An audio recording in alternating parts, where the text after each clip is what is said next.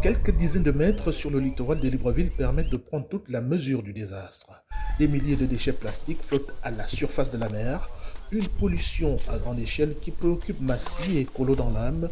Cette Canadienne est depuis plusieurs années en guerre contre ce phénomène urbain. Si les plages sont propres, vous avez les belles plages, vous aurez plus de touristes qui vont venir et comme ça aussi, ça va augmenter l'économie du Gabon. C'est le cirque de la vie, ça joue avec tout le monde. Hein. À l'unisson, des acteurs d'ONG sont engagés dans une vaste opération de dépollution de la corniche, car selon eux, les microparticules de plastique fixent et accumulent divers polluants. Ces polluants présentent des risques toxiques pour les animaux marins tels que les tortues. Omar Baldé, initiateur du concept sport-environnement.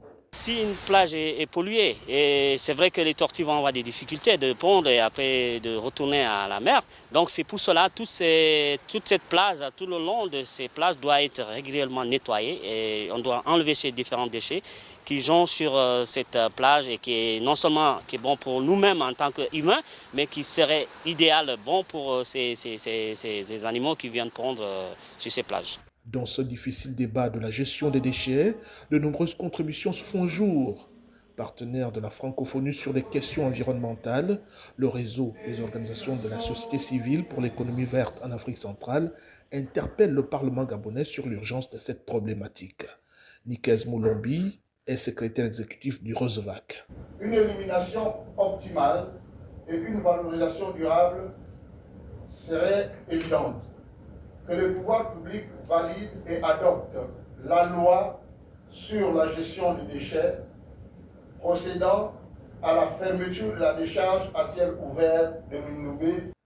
Un plaidoyer pour une gestion éco-responsable des déchets qui intègre le combat universel et transversal de la préservation du climat.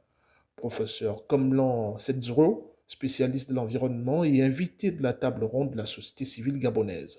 Il faut que tous les pays fassent l'effort nécessaire pour les 17 objectifs de développement durable. Le développement durable, que ce soit la finance durable, puisque par ailleurs je suis prof en finance avant tout. Donc même le milieu financier doit permettre de concourir à résoudre les problèmes de changement climatique.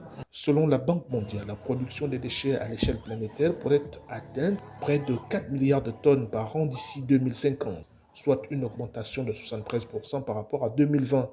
Celle-ci étant étroitement liée à la croissance démographique et au développement économique. Les plus fortes augmentations des déchets plastiques devraient se produire en Afrique subsaharienne et en Asie du Sud. Libreville, Ismaël Obionzé pour Média.